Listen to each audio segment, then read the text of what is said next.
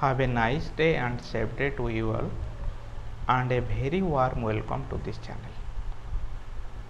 Dear students, today we are going to discuss another topic in biology, that is about cell.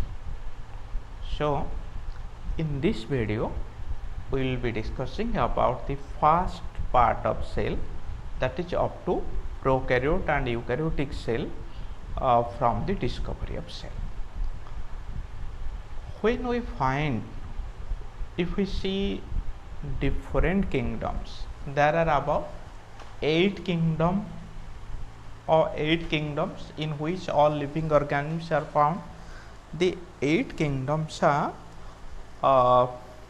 Archaebacteria,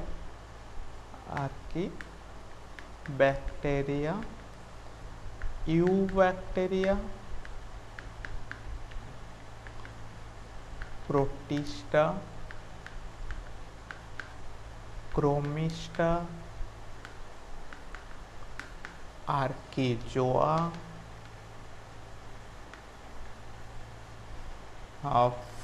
then fungi, planta, then animalia.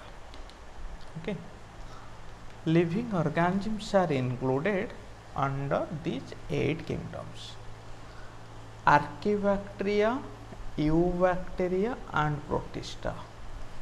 These are unicellular organisms. These are unicellular groups. The rest kingdoms consist of multicellular organisms. Multicellulars. These are unicellulars. These are multicellular organisms.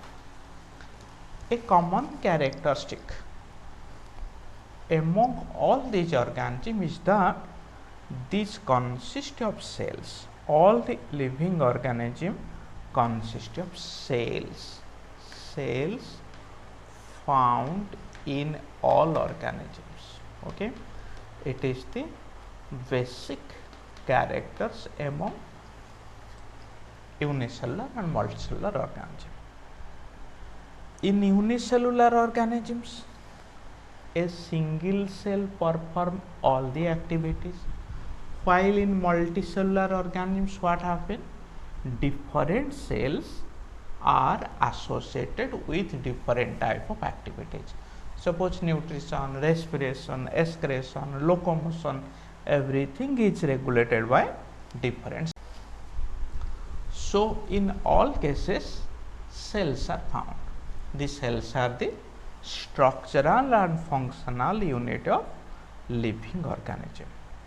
Okay, so in all living organisms cells are commonly found. Now we will discuss about certain discoveries of cell. Clear? In 1600,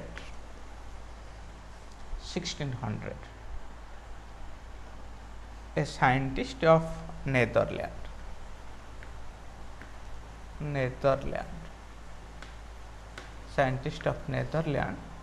called as Anton von Leeuwenhoek, for the first time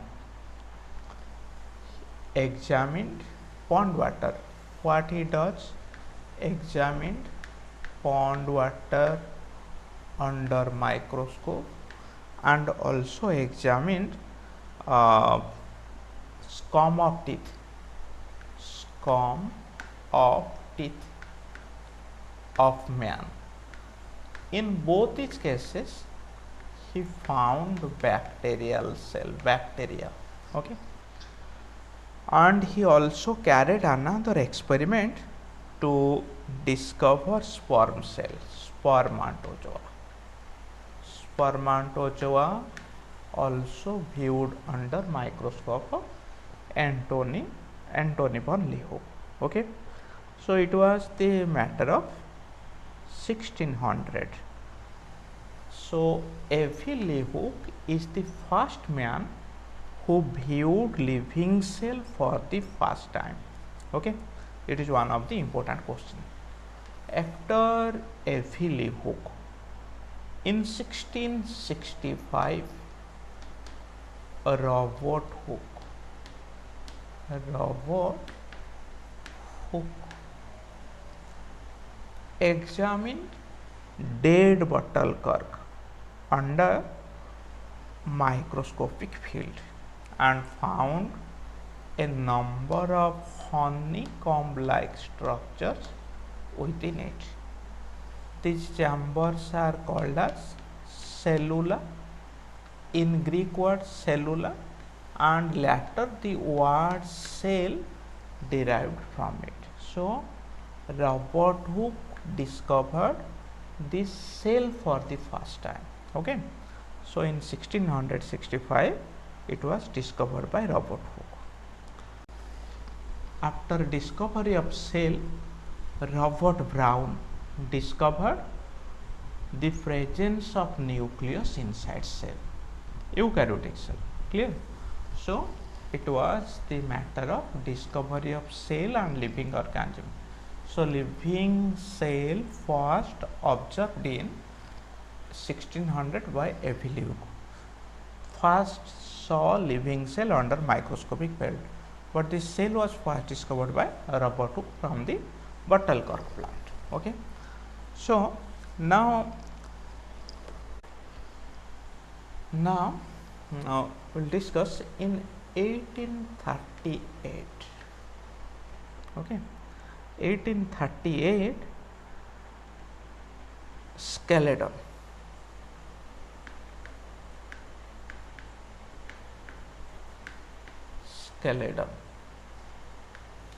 MJ skeleton.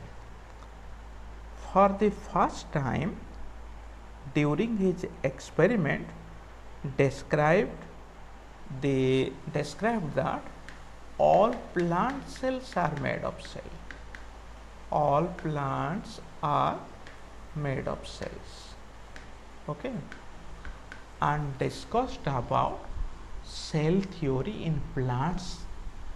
Okay, after that, in 1839, T.S. Swan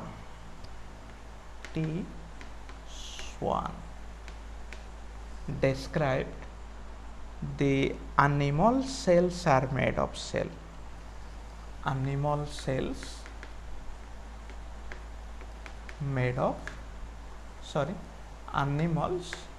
made of cells.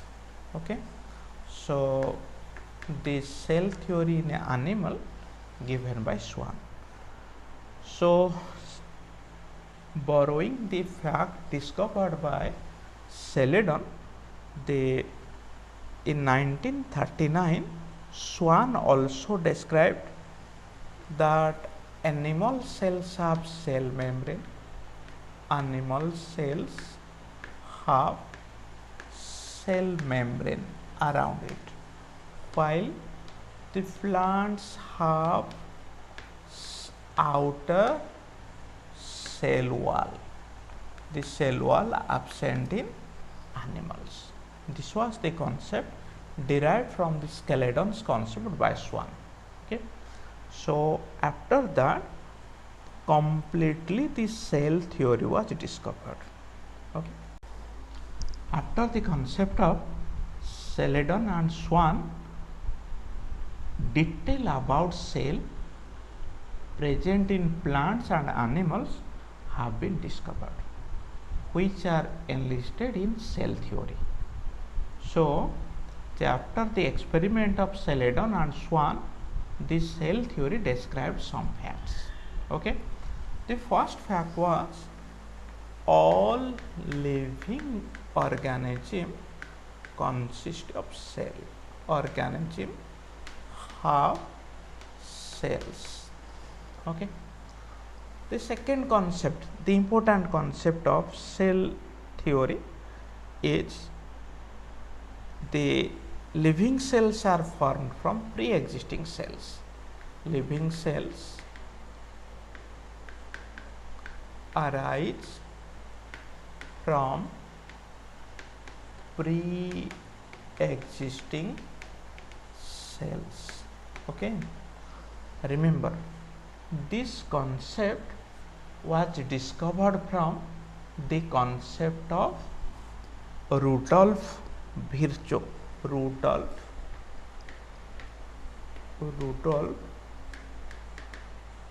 Virchow's concept. What was he doing? What was his contribution? Rudolf Virchow saw the bacterial cell. This is the bacterial cell. The bacterial cell divided, producing two bacterial cells. This binary fission concept was not known at that time. So that Virchow first described that the new cells arise from pre-existing cell. So the theory of abiogenesis discarded after it. And in his word, Virchow described it omnis cellula e cellula. Omnis cellula e cellula. It means living cell arise from pre-existing cells. Okay. Then the next concept. The cells are structural and functional unit.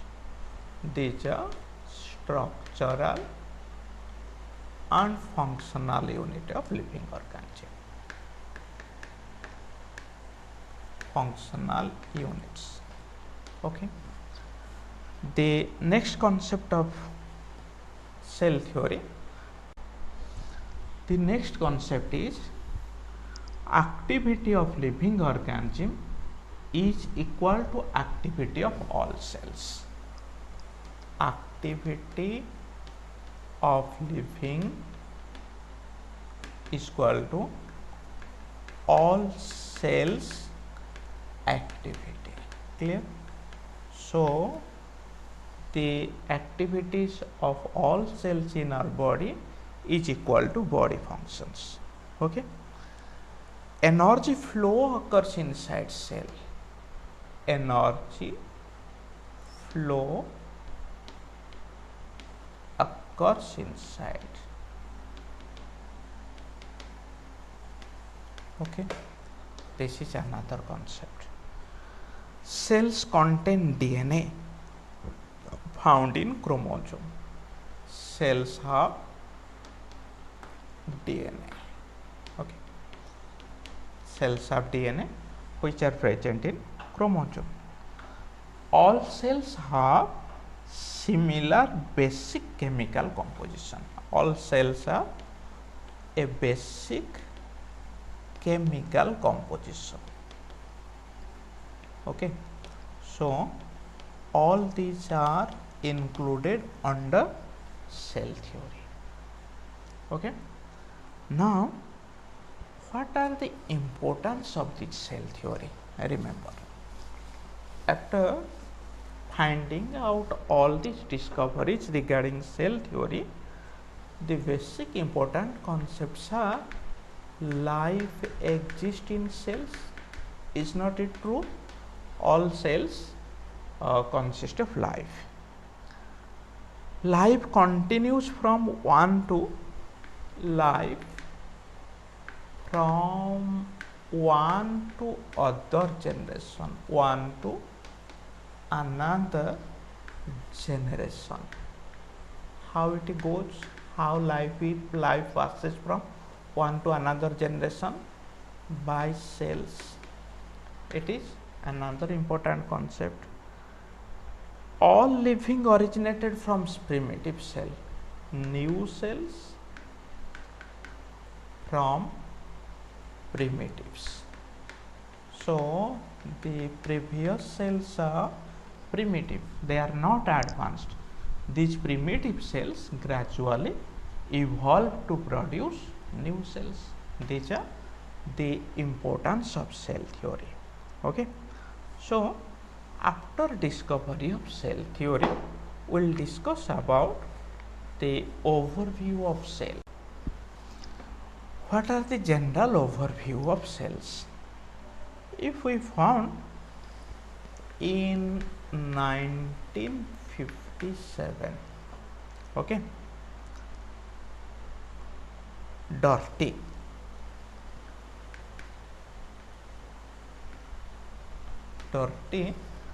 described two different type of cells. These are prokaryotic cell and eukaryotic cell. Later in 1966, Dodge described three different type of cells: prokaryotic cell, then mesokaryotic cell, then the advanced group of cells are eukaryotic cell. Okay, we have to discuss about the basic concept about each cells, and in detail we will discuss in detail ultrastructure of this cell in the coming videos. Okay, so what are prokaryotic cells? These prokaryotic cells do not have a nucleus. There is no organized nucleus in prokaryotic cell. Suppose we will take the example of bacteria in this group. Okay, the membrane bound organelles are also absent except ribosome. Remember, ribosome is not a membrane bound organelle. Then mesokaryotic cells. The mesokaryotic cells have a nucleus. This is the prokaryotic cell. This is mesokaryotic cell.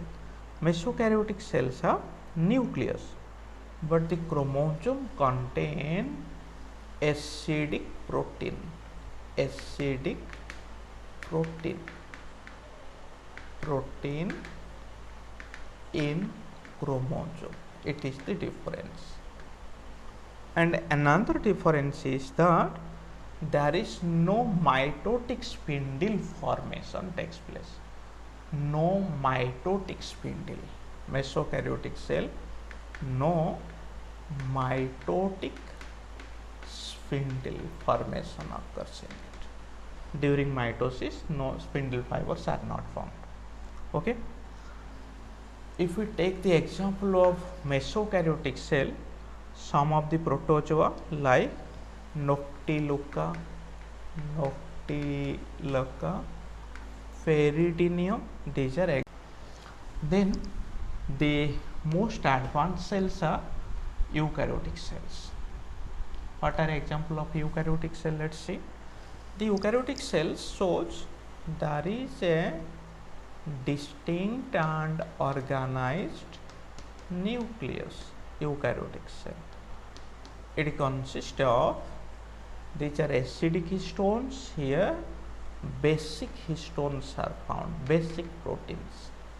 These do not have mitotic spindle. Here mitotic spindles are found. Organized membrane bound organelles are found. Here also membrane bound organelles are found. Both these cases, these two differences are found between mesokaryote and eukaryotic cells. Okay, so if we calculate, it is found that the prokaryotic cells gradually give rise to eukaryotic cells. In this context, we will read about a theory called as endosymbiotic hypothesis. Let's see what is endosymbiotic hypothesis.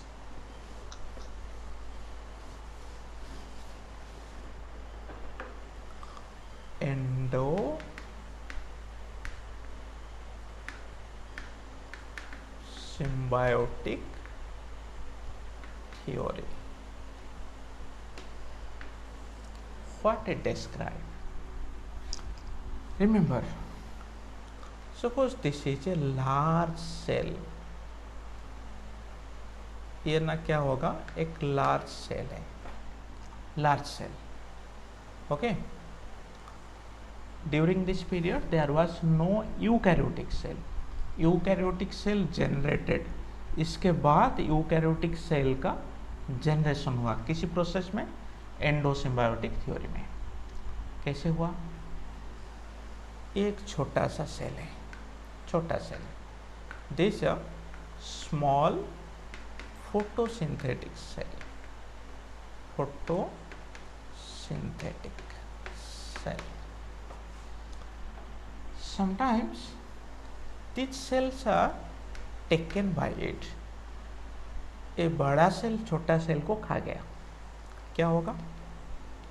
बड़ा cell खा गया, ये बड़ा cell है, ये छोटा cell, but this small cell make a condition with the large cell. जब छोटा सेल को खा गया बड़ा सेल, उसके बाद क्या हुआ ना, छोटा सेल बड़ा सेल को बोला भाई मैं तुझे कुछ बेनिफिट दूंगा, तू मुझे मार मत। Okay, so this small cell remain inside the large cell without destroying it. The small cell remain inside large cell. What happened? The small cell, it gradually became the nucleus. It regulated a number of activities of cell, and this cell became one of the eukaryotic cell. Sorry, it became the chloroplast. And nucleus also formed in this manner. Okay. Chloroplast, mitochondria, ribosomes, and if we see among eukaryotic cell, one is mitochondria, another is chloroplast.